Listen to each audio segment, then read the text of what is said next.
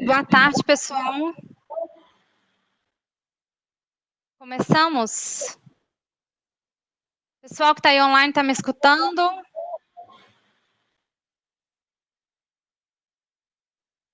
Ó, temos aí já 51 pessoas online.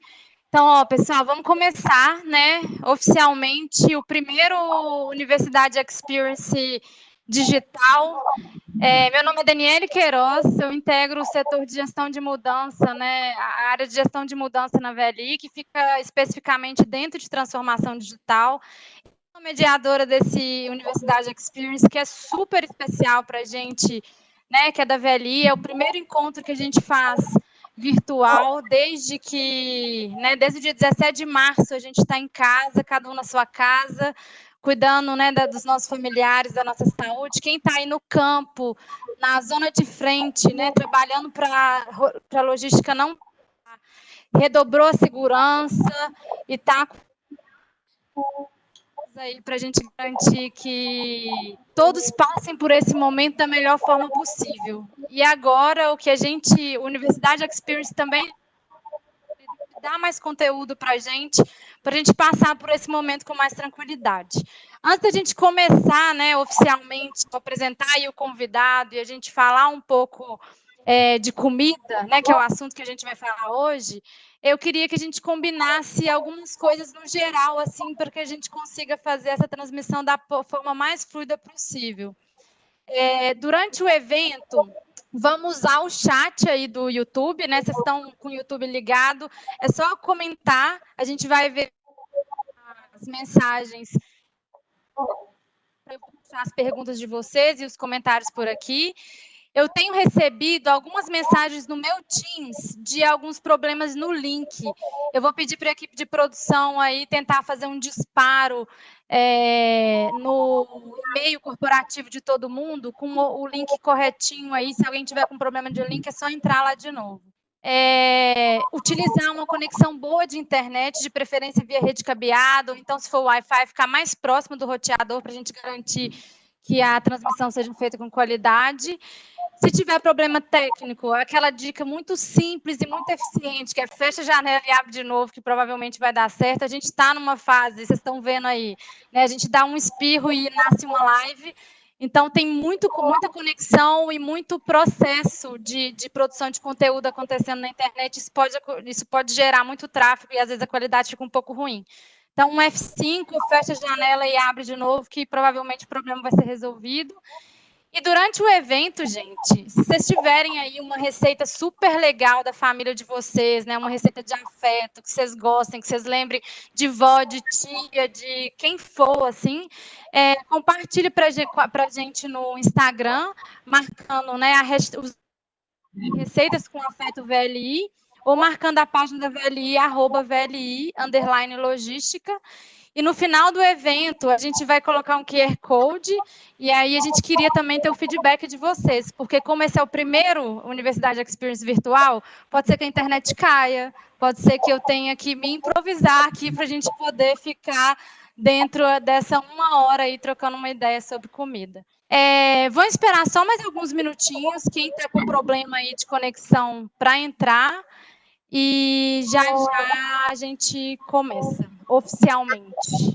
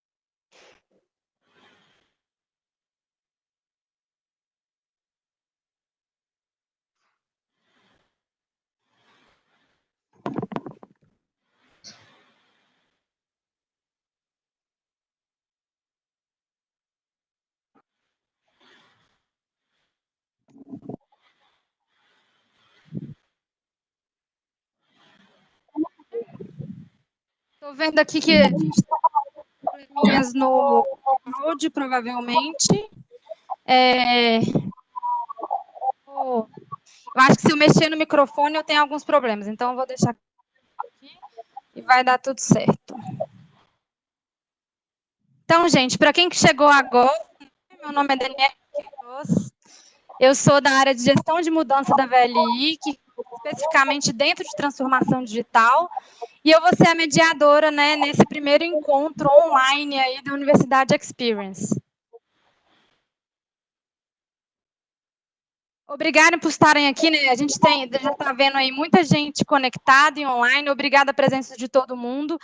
E o nosso tema, né, esse primeiro encontro é sobre cozinha, sobre comida, sobre afeto, que é um tema muito importante para esse momento que a gente está vivendo, assim. Eu gostaria muito de ter feito essa transmissão dentro da minha cozinha, mas hoje é quinta-feira, eu já cozinhei muito, não está um ambiente muito bonito assim para poder fazer essa transmissão, acabei vindo para a sala, mas nesse período aí de isolamento social, de quarentena, a cozinha tem sido um refúgio, assim, né? Um lugar que eu vivo muito dentro da cozinha nesse período, e eu acredito, assim, eu tenho muita convicção do povo.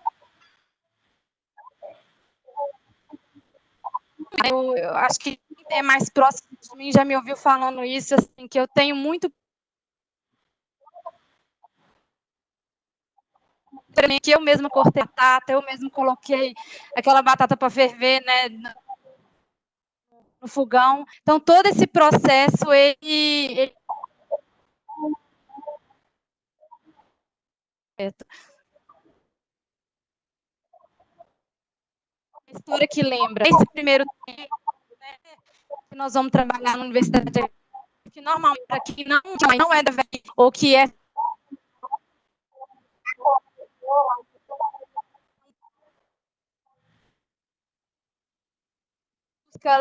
temas que um pouco do nosso dia a dia, então a gente não vai falar sobre eficiência, não vou falar sobre produtividade, ampliar um pouco o conhecimento para que isso, que a gente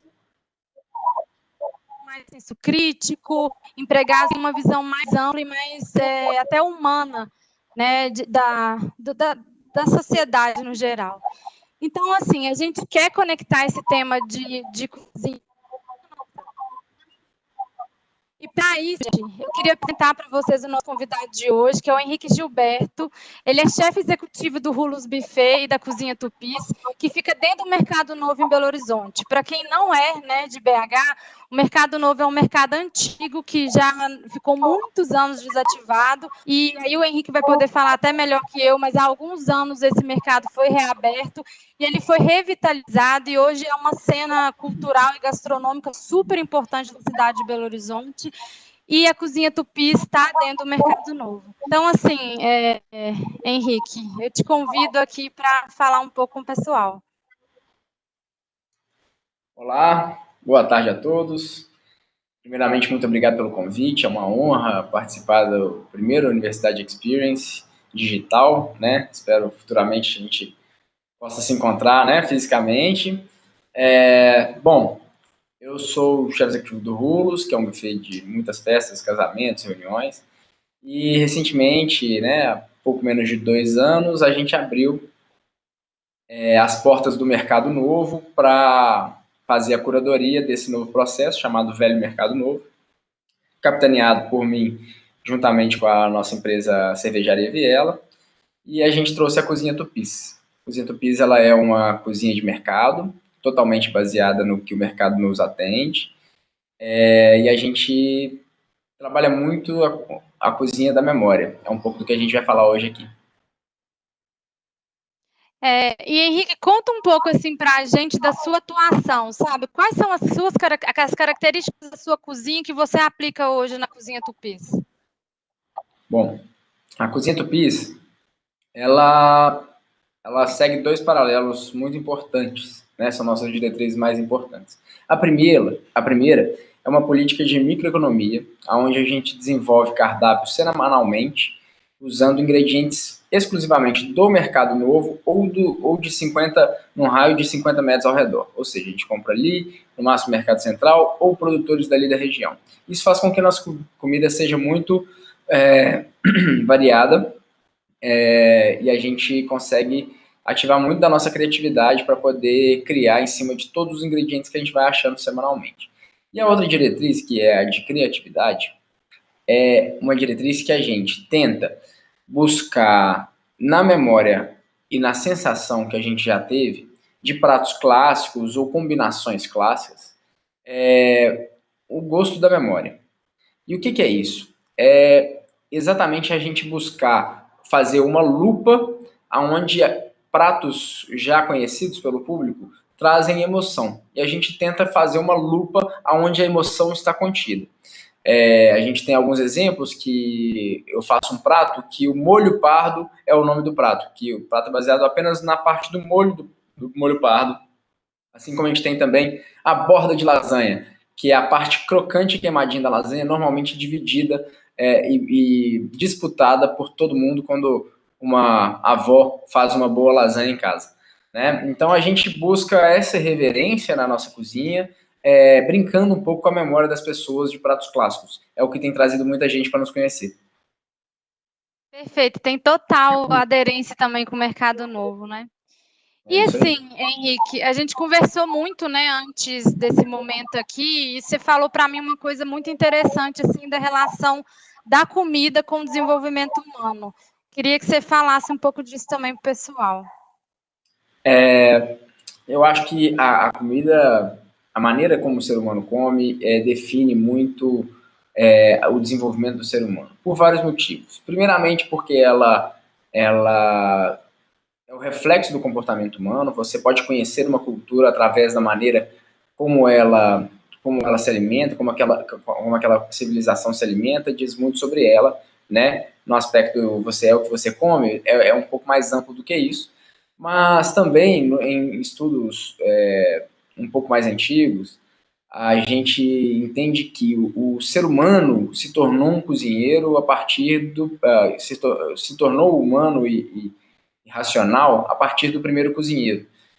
Por que isso? Porque a partir do momento que percebemos que o alimento cozido era mais fácil de digestibilidade, o homem foi se alimentando de comida cozida, de comida cozinhada, né, por alguém. Então, o maxilar do homem foi diminuindo, o estômago foi descendo e o corpo foi ficando ereto.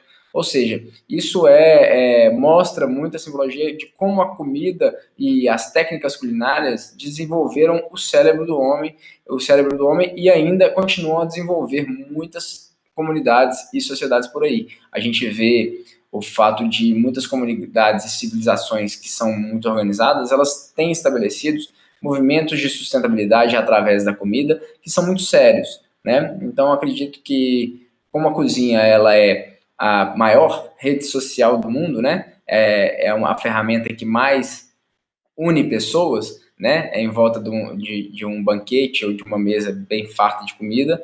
A gente pode entender que essa troca do ser humano em volta da comida é uma ferramenta que une e desenvolve a cada dia todas as pessoas do mundo. Perfeito. E nessa união aí, né, muito legal também saber a sua história sobre como você começou a cozinhar, assim, né, que você teve uma pessoa de muito afeto, né, que te trouxe um pouco várias dessas referências plugadas, assim. Eu queria que você contasse para a gente também um pouquinho disso.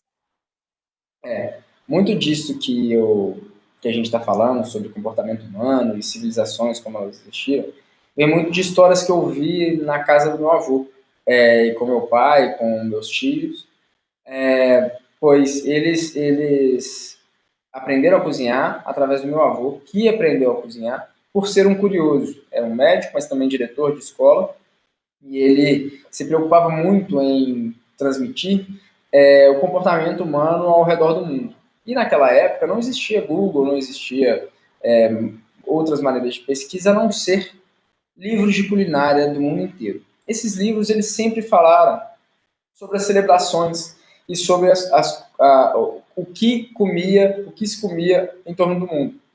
E isso já era muito bem um reflexo de como aquele povo celebrava, se reunia, o que era importante para cada povo que era estudado, né? comida japonesa, fala muito sobre o respeito que eles têm ao alimento, ao mesmo tempo nas civilizações africanas, como era compartilhada a comida, assim como em várias regiões da Europa. Isso mostra muito como aqui certos públicos faziam essa comunhão de alimentos e celebravam e faziam suas festividades. E ao ouvir esse interesse do meu avô, todos os meus tios e toda a família se envolveu muito por comida. Então, na casa da minha avó, na casa do meu avô, a comida ela era sinônimo de celebração, de união de pessoas, e isso me conquistou muito, isso me atraiu muito. Sou muito ligado à minha família e isso sempre me definiu. E me encorajou a muito novo sair de casa, né, para poder estudar. Eu estou com 33 anos e eu já estou há 17 anos na cozinha, desde os 17 na cozinha. Então, mais da metade da minha vida eu passei dentro de uma cozinha. O que diz muito sobre como eu penso, e a cozinha ela é a base para toda discussão que eu entro. Perfeito. É engraçado, assim, né? Ter a história de um avô que cozinha. Porque a gente sabe ainda que a cozinha ela é muito. Existe um mito, né, do homem na cozinha ainda. Eu não. Na minha família mesmo, eu não tenho grandes exemplos de homens cozinheiros, eu tenho exemplos de grandes mulheres cozinheiras. E o que é isso, assim, né, para você ter um homem, né? Você falou que seu pai também, uma conversa que a gente teve, que seu pai é uma pessoa super envolvida na cozinha também. Como é que é ter esses exemplos masculinos, né? O que isso trouxe para sua vida e qual é o seu pensamento sobre até essa questão de gênero assim na cozinha? Bom, isso para mim já é algo quase que básico, né? Assim, homens na cozinha, na minha família, é o reflexo de todo homem sabe fazer um prato, sabe fazer comida, mas primeiramente eu acho que esse pensamento tem que ser mudado. Eu acho que todo mundo pode fazer o que quiser, né? Acho que a gente tem que quebrar muito desses paradigmas e acho que o homem envolvido na cozinha tem muito a ver com o tempo, né? A vida é muito corrida. Então, tanto homens quanto mulheres, chefes de família, têm sim muita dificuldade de poder cozinhar em casa, muito pelo nosso tempo, né? O nosso tempo é muito corrido, né? Eu falo, no tempo do meu avô, ele cozinhava muito em casa, porque a gente não tinha, não existia celular, não existia computador, não existia muita coisa que hoje em dia suga o nosso tempo, né? E a comida, e eu acho que a cozinha ela é um refúgio exatamente para que a gente se esconda dessa rotina que nos esgota, né, todos os dias. Eu acho que ir para a cozinha você realmente se isola do mundo e consegue ter um momento só seu, de reflexão e também de compartilhamento de amor, né? Porque o ato de cozinhar, ele é um ato de amor, né? Você está nutrindo outra pessoa, você está compartilhando. Então, acho que tem tudo a ver com ser um chefe de família, né? Com ser um chefe da casa, poder nutrir alimentar a sua família. Então, seja homem, seja mulher, quem for, os chefes da família, eu acho que a gente precisa aproveitar essa quarentena que reduz o nosso tempo que a gente está sempre envolvido em outras coisas, que a gente tem mais tempo para ficar em casa, pode ser uma oportunidade para que as pessoas desenvolvam e percam o medo da cozinha, né? Que elas possam se aventurar cada vez mais nas suas cozinhas e fazer, enfim, maravilhas, né, no fogão. É, e eu vou te falar que nós estamos aqui com. Tá dando um pouquinho de eco? Eu não estou ouvindo, não. Tá. Mas a gente está aqui, ó, estamos com 87 pessoas online. O Roger Cassini falou para a gente que ele gosta muito de cozinhar, é outro homem da cozinha. A gente recebeu uma mensagem também do Armando Profeta, que é um colega nosso de trabalho que mandou um vídeo que vai trazer para a gente uma receita também super gostosa, que é uma receita que ele faz em momentos de celebração. Vamos ver o que mais aqui. O Itamar Pereira, que fala que cozinhar é uma terapia, então mais um homem aí cozinhando, né? E a Cleusa, que a cozinha para ela é uma arte.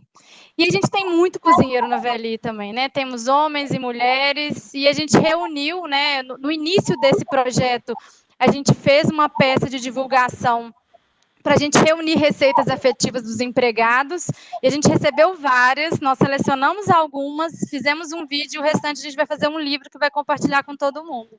Aí eu queria agora que soltasse o vídeo, os primeiros depoimentos dessa cozinha afetiva. Pode soltar aí, Alexandre.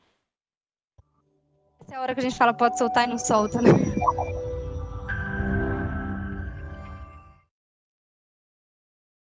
Boa noite, família VLI. Estou aqui para falar um pouquinho da receita tradicional de pão de queijo da minha mãe, que é muito bom. A gente reunia a família, os irmãos, netos, para comer esse pão de queijo maravilhoso. E ela passou, me ensinou a fazer a receita. E eu convido a todos vocês a experimentar esse pão de queijo. Muito bom, muito gostoso. Dos meus 7 aos 16 anos de idade, eu morei com a minha avó Dulce, que veio migrada de outro continente. A palavra Dulce significa doce. Ela era extremamente doce, sabia muito bem administrar a sua rotina do dia a dia e muito prendada. A exemplo disso, temos a sua receita de tempero, que é extremamente flexível. A irmã da minha avó também usava essa receita como fonte de renda adicional. Espero que traga bastante agilidade para o dia de vocês, tendo em vista que conseguimos eliminar retrabalho na cozinha, de corte e lavagem de utensílios e tudo do dia a dia. Muito obrigada. Esse aqui é o meu cantinho, onde normalmente eu faço os meus pratos.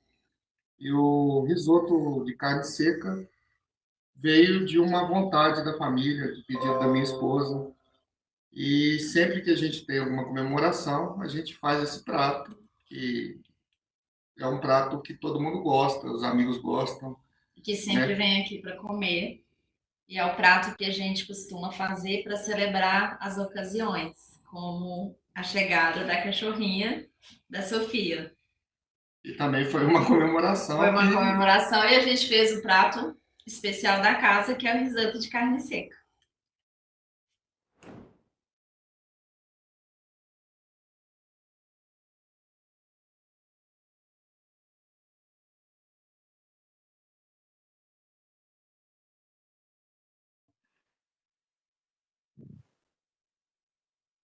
Voltou, pessoal, deu uma travada aqui.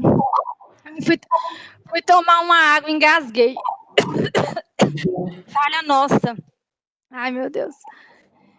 Gente, eu queria contar uma história, na verdade, algumas cozinhas, assim, algumas lembranças bem afetivas que eu tenho de cozinha. Meu pai hoje fez uma assessoria de imprensa na minha família e tem um pessoal online aí para mim. Eu vou contar, tem uns tios meus. Mas uma das minhas avós fazia uma macarronada que, assim, não era nada muito, né, rebuscado, assim, era um espaguete com extrato de tomate e muita pimenta do reino. E toda vez, às vezes, que eu faço um espaguete simples aqui em casa, eu tento colocar bastante pimenta do reino para eu sentir aquele gosto, assim, porque tinha muito na casa dela. Almoço no domingo tinha essa macarronada e ela tinha tanta pimenta do reino que ela ficava até meio escura, assim, e era delicioso. E uma outra coisa, a gente recebeu aqui uma receita de pão de queijo também do Oswaldo, de Araguari, maquinista de Araguari. E é engraçado que pão de queijo é uma receita que ela é tão comum, né, em Minas Gerais. Você tem aí várias receitas e às vezes você pega a mesma receita e reproduz e não tem o mesmo gosto. Então, assim, a minha mãe já tentou fazer, já fez muitas vezes a receita de um pão de queijo da minha avó. E é a mesma quantidade, é o mesmo queijo, né? Tem coisas ali que são bem padrão. Eu sou do interior de Minas, então é aquele polvilho caipira. E mesmo assim, não é o mesmo gosto do pão de queijo que a minha avó fazia. E tem uma outra receita também. Receita não, né? Uma coisa que é de uma outra avó minha, que ela, né? Uma casa de 4, 5 homens que comiam muito, assim, né? Trabalhavam na fazenda e tal, e fazia aquele volume de pão de queijo enorme.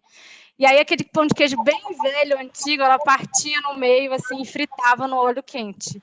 É uma coisa frívola, assim, mas, gente, pão de queijo velho, frito no óleo, é maravilhoso. E eu tenho muita lembrança, assim, de férias na fazenda com essas receitas. E eu queria saber de você, assim, o que que, Henrique, quais receitas, né? O que que tem aí na sua memória, essa cozinha e dessa infância, desse momento aí com a sua família, que me parece tão rico e tão cheio de celebração, né, em torno da comida. Lá em casa, a a mesa sempre foi muito farta, mas mais que a mesa, o fogão de lenha, ele estava sempre cheio de alguma preparação, e quando chegava algum tio, alguém, todo mundo cozinhava alguma coisa em casa e levava nos domingos para poder preencher esse fogão, e era quase uma competição assim de receitas maravilhosas. Minha família sempre cozinhou com muita paciência, então são muitos pratos assim de cocção longa, pratos de cortes mais específicos, raros, né? Que a gente que não está habituado em ver em restaurante, e lá em casa era raro ver filé mignon, por exemplo, né? Esse tipo de carne que é mais simples, que não tem gordura nenhuma, que não tem nada, normalmente não passava por lá. O pessoal gostava era dos miúdos, gostava dos cortes de segunda, dos cortes gelatinosos, e eu continuo gostando muito disso. Isso traz muita memória para mim. E a gente fala que comida que tem, né, gelatina, que tem untuosidade no molho, a gente atinge um palato chamado umami, que o japonês define como o gostinho de quero mais. Porque a nossa língua ela vai até o meio do pescoço, né? E quanto mais notas o seu prato tiver, mais prolongamento de sabor esse prato vai ter. Então, esse sabor fica na boca mais tempo. A gente pode dar o exemplo, se você come um queijo parmesão maturado, ele fica na sua boca mais tempo. Uma cerveja boa, ela fica na sua boca mais tempo. São elementos que têm muito umami, né? Que tem muito dessas notas variadas.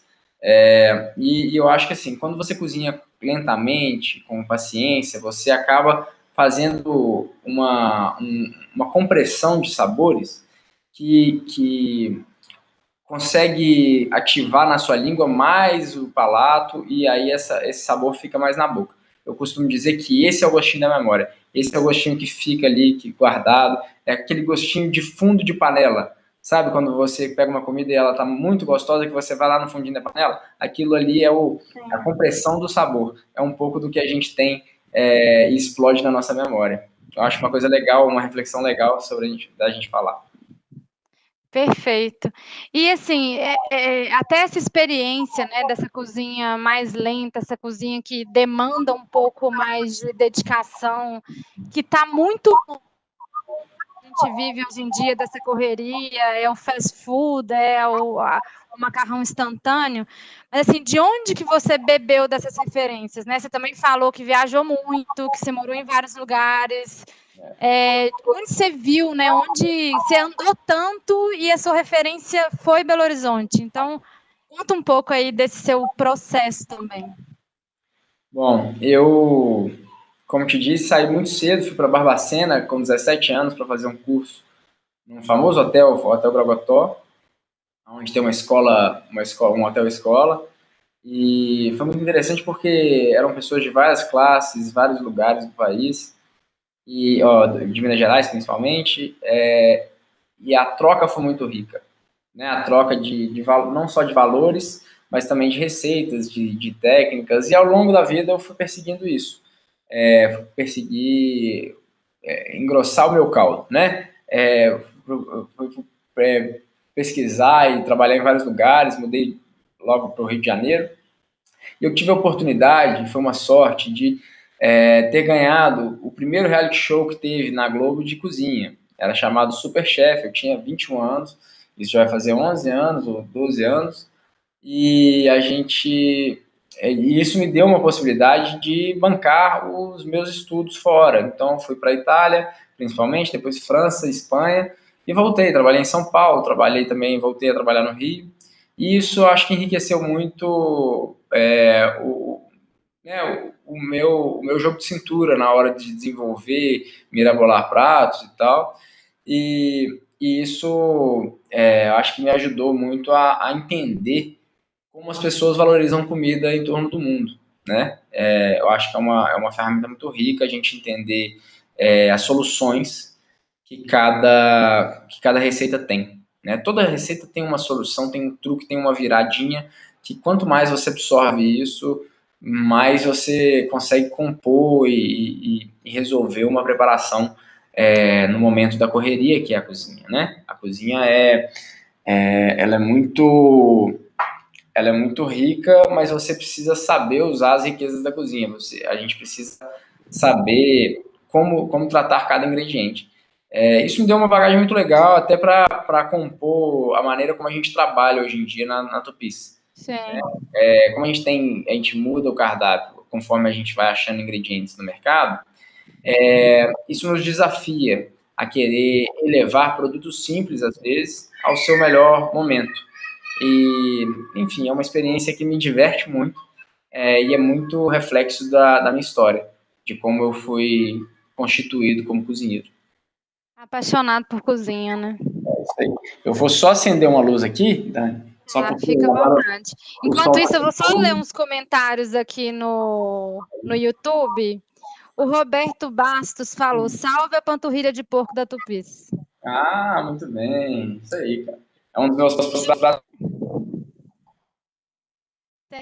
Tem um pessoal aqui com fome, a Carla Campos, o Oswaldo Júnior dando parabéns pra gente, a Rosângela falando pra gente fazer um evento inteiro com todo mundo da velha cozinhando, pode ser uma ideia maravilhosa. Opa, Festival Gastronômico da Velha. Imagina só, a gente já tem aí alguns cozinheiros que estão representando. É isso aí. E o Greidson falando que a cozinha, para nós mineiros, é um símbolo de união, né? Toda boa prosa começa ou termina lá. E aí, para a gente começar e terminar na boa prosa e na comida, a gente não vai terminar ainda, mas para a gente começar na comida, eu queria chamar o vídeo do seu prato que você vai ensinar aqui para a gente hoje, né? Infelizmente, a gente não está presencialmente, seria maravilhoso se a gente tivesse numa cozinha escola e você contando. Mas esse prato, imagina, é um prato de macarrão com feijão e linguiça. Que para mim é uma combinação que parece exótica, mas é uma combinação maravilhosa para esse dia frio, para essa quinta-feira, véspera de feriado. Então, assim, gente, anotem aí tudo. A gente vai compartilhar também o vídeo depois com vocês. E vamos fazer essa receita no fim de semana.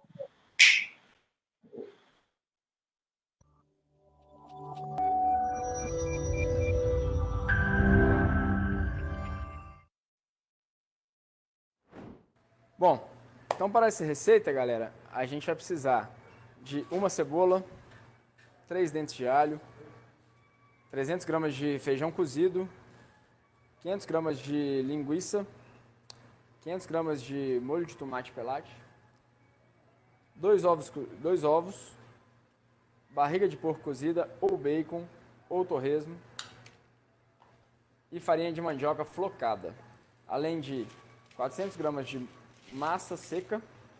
Esse aqui é um fusilli Lung, a gente pode usar bavette, tagliatelle, qualquer massa seca. E a gente tem aqui meio maço de tomilho. Então, para começar, eu queria mostrar a maneira que a gente corta o alho e a cebola.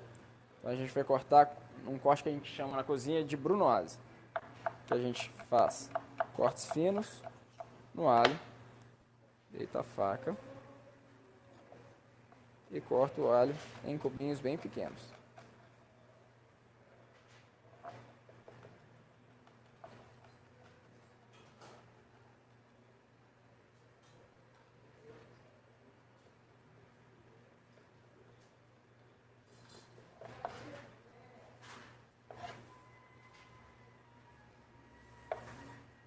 Tudo bem?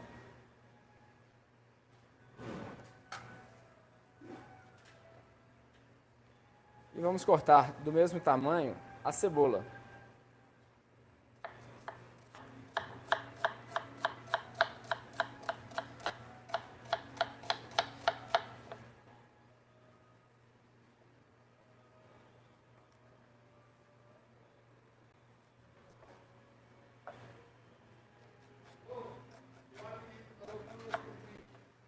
E ela sai pequenininha assim. Muito bem.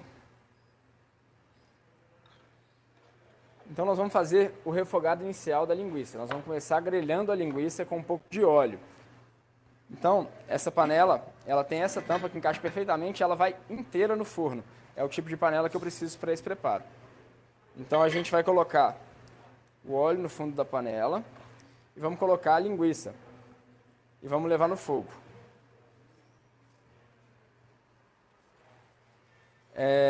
Para os ovos, a gente vai fazer os ovos que a gente chama ovo de 6 minutos.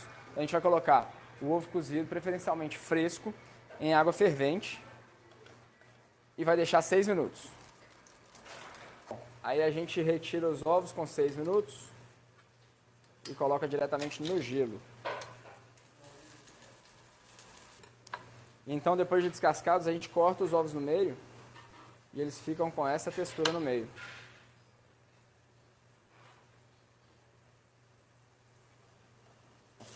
Bom, assim que tiver grelhada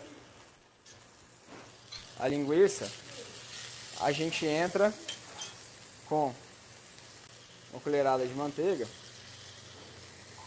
e coloca um pouco do alho e um pouco da cebola.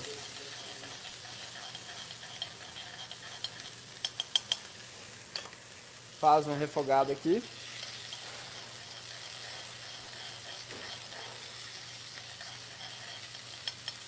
E entra com o molho de tomate.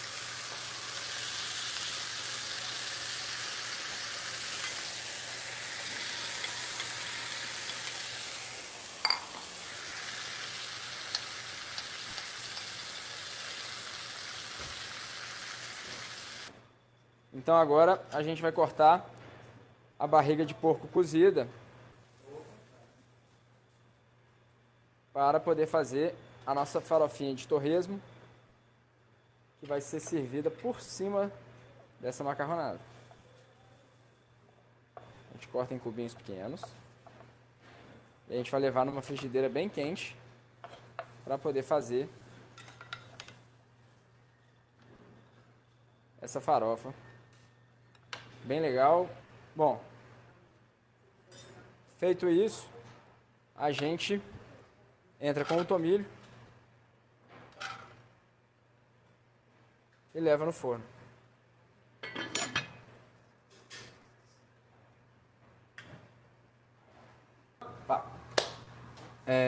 Ao tirar do forno, vai estar com esse aspecto maravilhoso, o molho vai ter reduzido e a gente vai colocar no nosso liquidificador para poder processar. A gente retira o tomilho que assou, por isso a gente deixou ele separado, para poder facilitar retirar, ele já deixou todo o seu perfume aqui dentro.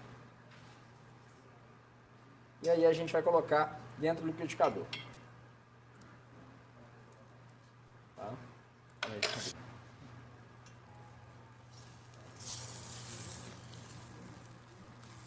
gente pode ver que a linguiça está totalmente cozida, macia, num ponto excelente para que a gente chegue num molho muito cremoso, cheio de sabor. Deixa eu colocar tudo aqui.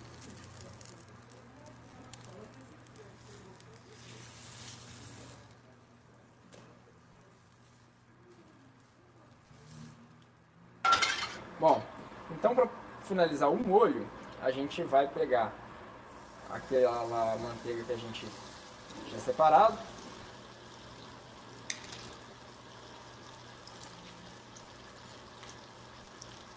O restante do alho.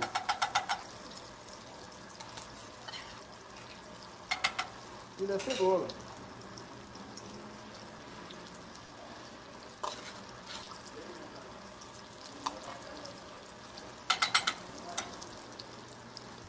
Eu costumo dizer que o refogado é sempre a alma do prato. Por isso que aqui nesse prato a gente faz isso 2 vezes. E por isso eu acho muito importante que a gente coloque sal no nosso refogado. Sempre. Isso vai fazer com que os elementos percam um pouco da água e cozinhem mais lentamente no fogo alto. Uma vez que nossos elementos estiverem bem douradinhos, a gente vai entrar primeiramente com o feijão. E a gente vai fazer o que a gente chama de feijão refrito.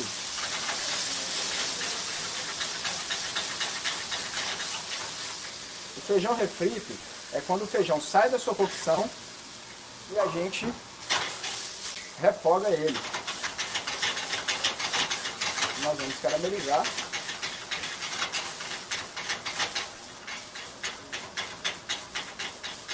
Esse feijão.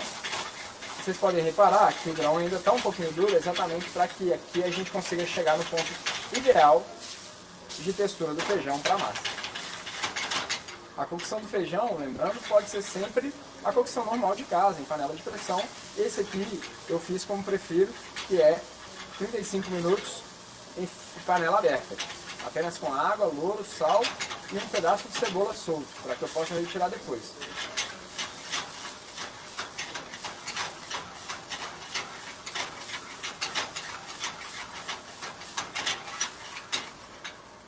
Quando a água do feijão começar a secar, é que a gente entra com o ragu de linguiça.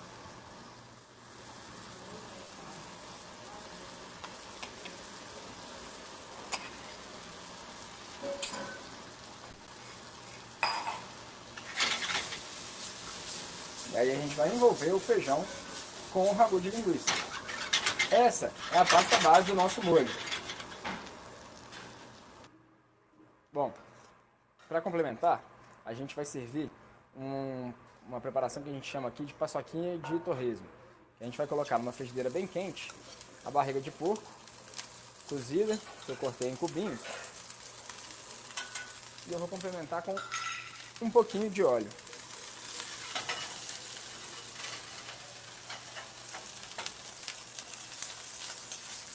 É interessante que a panela esteja bem quente para que a gente consiga,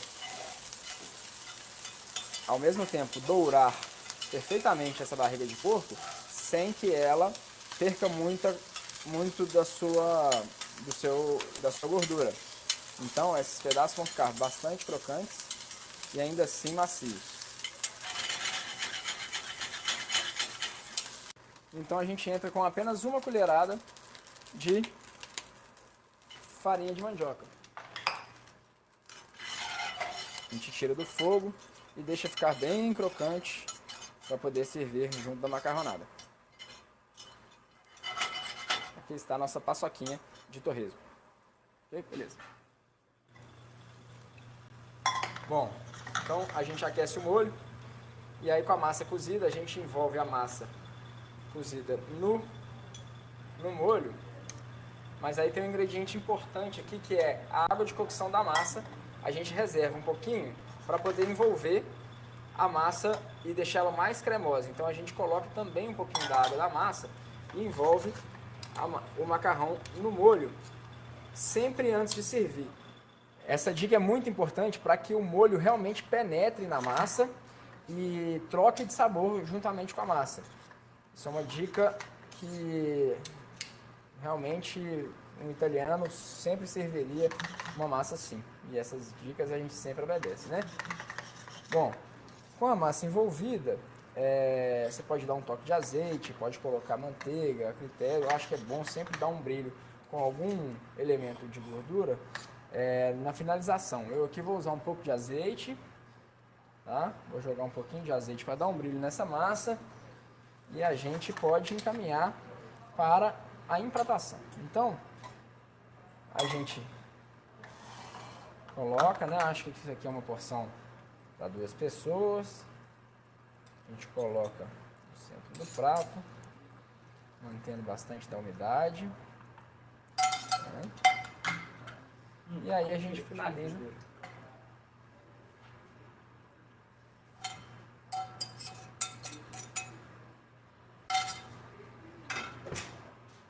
E aí a gente finaliza com a nossa paçoquinha de torresmo,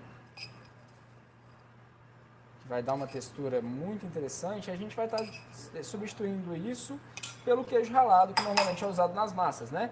Então é a nossa versão mineira aí. A gente coloca os ovos cozidos. E eu separei umas pontinhas de agrião, que eu acho que o sabor do agrião é muito interessante com carnes mais pesadas, como rabada, né, a própria carne de porco, carnes que têm um prolongamento de sabor maior. Então a gente coloca um pouco de agrião por cima do nosso macarrão com feijão e linguiça e a gente já pode saborear. Bom apetite a todos!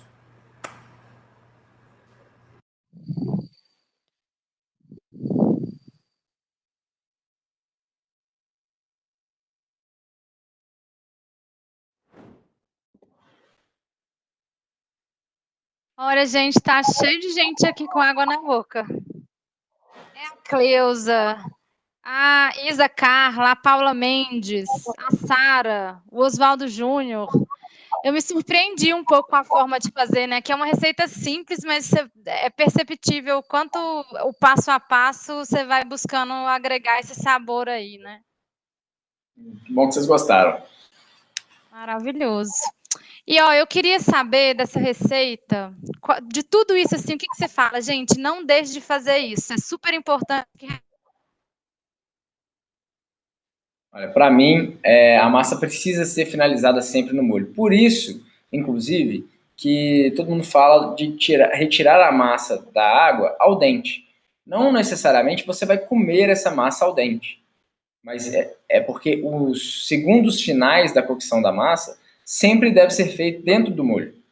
Isso faz com que o molho penetre na camada da massa e ela obtenha textura. E, ao mesmo tempo, o amido que está contido na água da massa ajuda ao molho ficar emulsionado, entendeu? Ele dá uma liga no molho que faz com que fique aquela cremosidade realmente de macarronada de mama, né?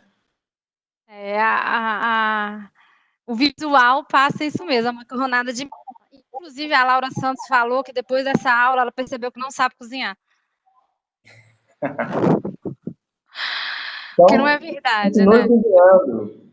Eu digo que a cada coisa que a gente aprende, a gente tem que continuar cozinhando cada vez mais e absorver cada técnica que a gente aprende. Eu acho que a cozinha tem que ser um ato viciante mesmo, né? Que a gente queira sempre melhorar.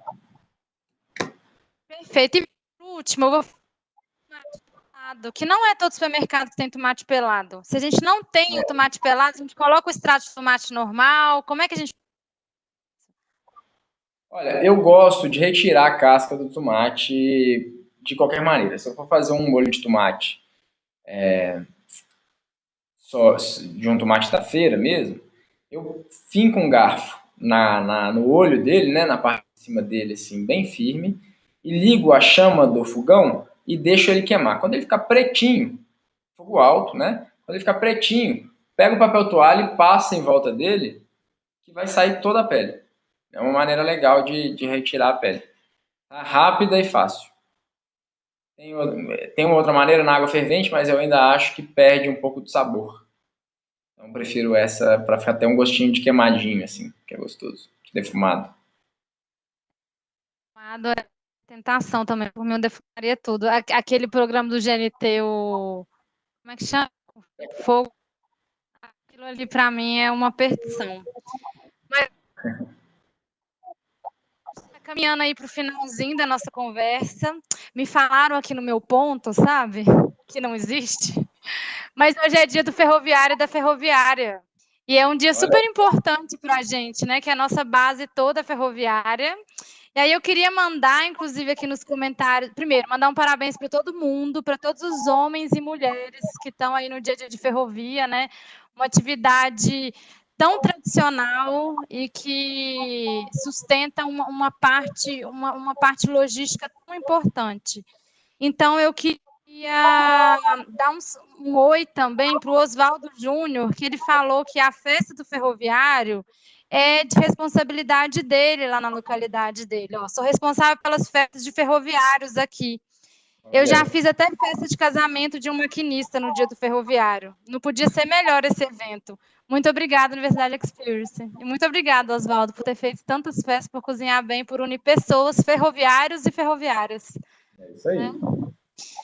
Aí, gente, eu queria chamar agora mais um videozinho, que a gente tem mais empregados que fizeram receitas. E sabe o que é legal também desses depoimentos dos empregados? É que a VLI está em vários estados, né?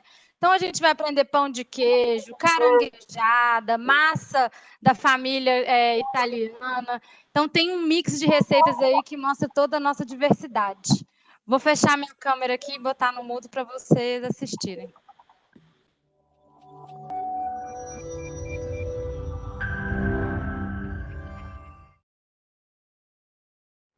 Olá, pessoal. Tudo bem? Passando aqui para contar para vocês sobre a receita. Quando eu era criança, meu pai viajava uma vez por ano para o Pantanal com os amigos. No retorno da pescaria, ele sempre convidava os meus tios, meus primos, para a gente poder ir para a roça. Chegando lá, ele preparava a peixada de surubim com leite de coco. É uma receita que eu gosto muito, eu lembro muito da minha infância. Eu espero que vocês gostem bastante. Obrigada. A minha receita é uma massa de macarrão. E com família italiana, né? Pai, mãe, avós, eu cresci vendo isso, né? A minha família, minha mãe, minha avó principalmente, fazendo massa para os almoços de domingo, né? Espaguete, fettuccine, ravioli, cannelloni, tudo com a massa feita em casa. Então, isso tem uma memória afetiva muito importante para mim. Boas lembranças assim desses almoços de domingo em família, com tios, primos, etc. Né? Esse é meu laço afetivo. Quando eu faço massa de macarrão em casa, vem essas memórias à minha cabeça. O nome da receita é charuto. Ela se tornou afetiva para mim e para minha família, porque minha avó, descendente de árabe, todas as vezes que a gente ia passar férias na casa dela, ela fazia o charuto. E acabou que virou tradição na minha família a gente fazer charuto. E todas as vezes que a gente põe à mesa o charuto, a gente lembra dos momentos que vivemos com ela, os momentos felizes. A comida que me traz excelentes recordações é a caranguejada. Quando eu era criança, e meus pais falavam que a gente ia para a praia, eu e minhas irmãs, a gente já sabia, vai ter caranguejo. E o caranguejo é uma comida difícil de comer. Então, meus pais precisavam quebrar a casca e nos alimentar. E hoje, esse novo ciclo se repete na minha família, só que com papéis invertidos. Hoje eu sou pai. Hoje nós fazemos o caranguejo em casa e nós quebramos as cascas para nossos filhos. Eu tenho aqui a Maria Joana e a Luna. E aí, filho, o caranguejo que a gente faz aqui em casa? É delicioso. É muito gostoso. É isso aí, gente. Um abração e fique com Deus.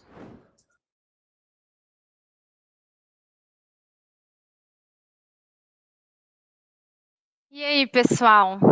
Muito legal ver como que a gente se conecta, né? A gente aqui em BH, alguém lá em São Luís, dando dica de cozinha pra gente, conhecer os filhos dos nossos colegas. Lindas, mas é né? isso, gente. Maravilhosos. Eu queria, então, Henrique, te agradecer, porque a gente já está meio caminhando para o final, ainda vou dar alguns recados, mas muito obrigada. Gente, para sair essa live de 55 minutos, a gente já fez muitos testes antes. E a gente não tinha previsto que o meu computador estava acabando a bateria, eu tive que sair correndo para pegar o carregador e colocar aqui no meio do tempo, e que eu ia engasgar bebendo água, então tudo acontece ali na improvisação. Mas muito obrigada. Exatamente, quem sabe, eu acho que eu estou aí ainda muito aprendendo, sou a estagiária da apresentadora. Mas muito obrigada, eu queria que você desse aí um recado da Cozinha Tupis, quem é de BH, né, no delivery, como é que a gente pode fazer para comer essa comida aí, estando em casa ainda? Bom, pessoal, primeiramente, muito obrigado quem compareceu e pôde assistir aí a nossa live, adorei participar, obrigado, Dani. E, bom, a Cozinha Tupis está aberta todos os dias, de 11 da manhã às 10 da noite, através do Rappi, tá? Que é um aplicativo aí de entregas. Você consegue comprar lá pratos para finalizar em casa e se arriscar um pouco na cozinha, na finalização desses pratos. E também tem os pratos quentes para poder pedir na hora. Tá valendo muito a pena, tá super legal. Um pouquinho do que a gente acredita muito e nesses tempos de pandemia e quarentena, a gente está querendo transmitir a vocês abraços confortáveis em forma de comida. Espero que vocês gostem muito e peçam muito lá na Cozinha Tupis. E aí, quando todo esse processo acabar e a gente puder conviver em sociedade de novo, é só ir no mercado novo, né? É isso aí. Vou esperar todo mundo lá, hein? Mexe comigo, hein? Quando for lá, o pessoal da VLI, fala que assistiu a live lá, que a gente faz um brinde. Muito obrigada, viu, Henrique? Obrigada mesmo. Até logo. E aí, Obrigado. gente, eu vou dar os últimos recados agora, para a gente finalizar. Tem um monte de gente aqui agradecendo que o encontro foi sensacional. Queria até fazer mais receitas, mas infelizmente a gente tem um tempinho aí. Gente, são 6 horas, né? Véspera de feriado, vamos começar a dar uma relaxada aí. Eu queria agradecer muito, né, as 70, em alguns momentos a gente teve 80 pessoas online, a todos os comentários. A gente teve receita de Minas, de Araguari, de BH, de Contagem, Divinópolis, Ribeirão Vermelho, Uberaba, Uberlândia, receita de Tocantins, Cidade da Araguaína, Colinas do Tocantins, Ribeirão Preto, Sorocaba, em São Paulo, São Luís do Maranhão e Vitória. Então, assim, tudo que a gente trouxe aqui nos vídeos é só um pequeno exemplo, uma pequena provinha aí para vocês verem do que vai vir. As meninas vão fechar, né, esse livro de receitas e vão compartilhar com todo mundo. E aí, quem tiver receita para compartilhar, eu vou repetir aqui a hashtag, posta no Instagram com hashtag Receitas com Afeto VLI e marca a página da VLI, @VLI_logística. E é isso, pessoal. Eu queria falar também que eu sei que a gente tem dentro da VLI também muitos empregados e empregadas que têm iniciativas relacionadas à gastronomia. Então, a Camila Cury, junto com a mãe dela, eles têm o Comidinhas e Mimos BH, que é uma iniciativa focada em comida árabe, que eles estão entregando também na região de Santo Antônio e outras regiões. Tem a Indira, que é uma confeiteira maravilhosa, faz bolos incríveis. Eu comprei ovos de Páscoa dela, assim, de comidinho fechado. E aí, gente, se vocês conhecerem mais algumas iniciativas aqui, comenta no YouTube para a gente poder conhecer mais o trabalho, né, que a gente, né, somos pessoas multifacetadas e tem muita gente da VLI que faz outras coisas também. Ai, linda!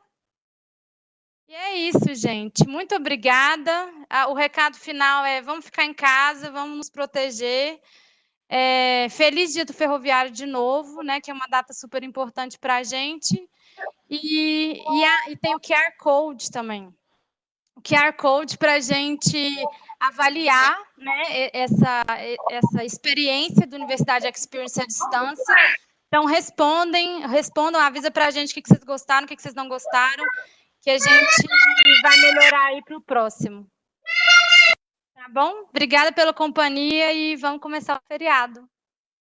Bom fim de semana e bom feriado para vocês. Até na segunda-feira de novo.